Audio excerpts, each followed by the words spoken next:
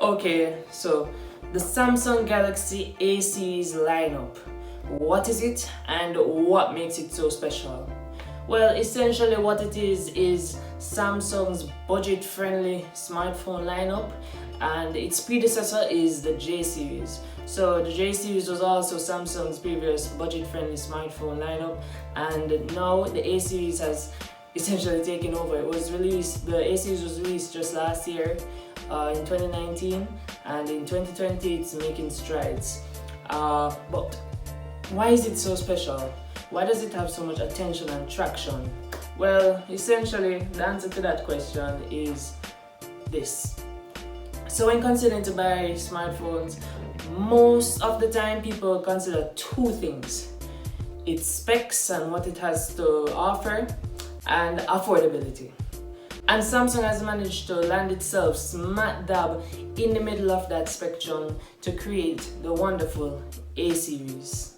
So what this video will be about is explaining just a few of the A series phones, the ones that stand out most. So at each end of the spectrum, so you have the lower end, you have the A10e, in the middle we have the A30s, and then at the top tier we have the A80.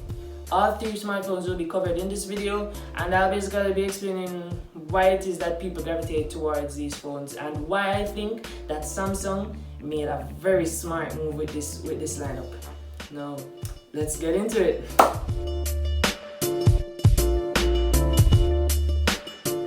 Okay, so let's start off with, well, the A10e. So the A10e is essentially Samsung's entry-level smartphone. It comes in at around a price of 150 USD. It's lightweight, it has a glass front and a plastic frame and a plastic back. For the ports, it retains the 3.5mm headphone jack, and it's using USB-C. It has the PLS TFT Touchscreen, which is essentially an IPS touchscreen but with better color reproduction, and so it's more pleasing to the eyes. It has a 5.83-inch screen with a pixel density of 295 pixels per inch. It's running Samsung's One UI skin on top of the Android Pie, and this is all being run by the 14 nanometer exynos 7884 chipset with an octa-core CPU. It has a non-removable 3000 mAh lithium-ion battery and 2 GB of RAM with 32 GB storage, and it indeed has expandable storage. Now for the camera, it has a single 8-megapixel rear-facing camera at f1.9 aperture that can record video of up to 1080p at 30 frames per second. The front-facing camera also supports facial recognition, and it's a 5-megapixel front-facing selfie camera. So, not bad for the A10e, which is just the entry level. It's basically the base level A series phone. It's very budget friendly, coming in at around $150 US, and it's really good because it has a really modern design. As you can tell, it has the teardrop notch and the slim bezels, and so I really like this phone. It's slim, it's lightweight, and it's affordable. Now for the A30s. Now the A30s is basically Samsung's mid-level phone, and it comes in around a price of $200 to $260 US. It's rocking a glass front with plastic back and plastic frame, and has varieties between a single SIM and a dual SIM. It has a Super AMOLED 6.4-inch display with 268 pixels per inch. It's running Android Pie on Samsung's One UI skin on an exynos 7904 chipset on the Octa-core CPU. It has 4 GB of RAM for the 64 GB and 128 GB models, and 3 GB of RAM for the 32 GB model, and it comes with expandable storage. Now for the camera. It has a triple setup camera module system with a 25 megapixel primary sensor, a 8 megapixel ultra wide, and a 5 megapixel depth sensing camera. It can record video of up to 1080p at 30 frames per second for both the rear facing camera and the front facing camera. And some additional noteworthy features of this phone is that it comes with an under-display optical fingerprint sensor, and it also supports fast charging at 15 watts. And now for the A80. Woo! Look at that phone.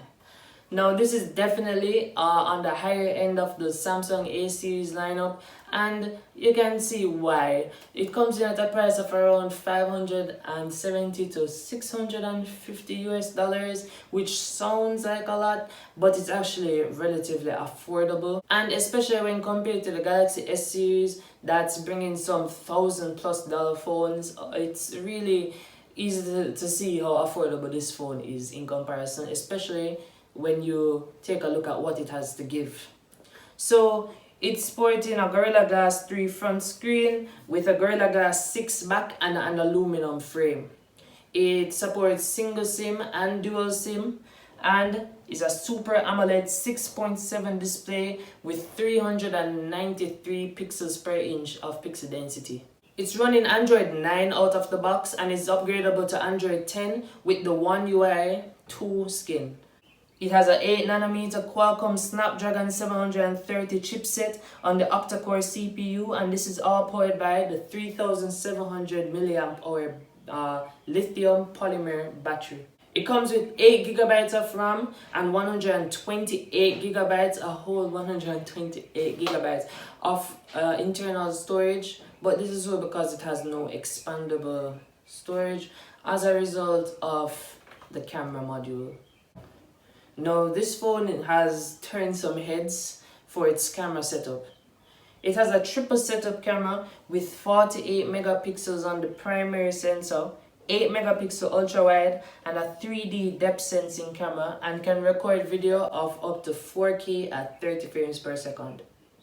Now the front facing camera is actually the rear camera, as the camera module setup is a motorized pop-up rotating camera module system. So the rear camera will actually rotate to the front and pop up as a selfie camera. This allows for greater screen real estate, sure, but it does come with some disadvantages.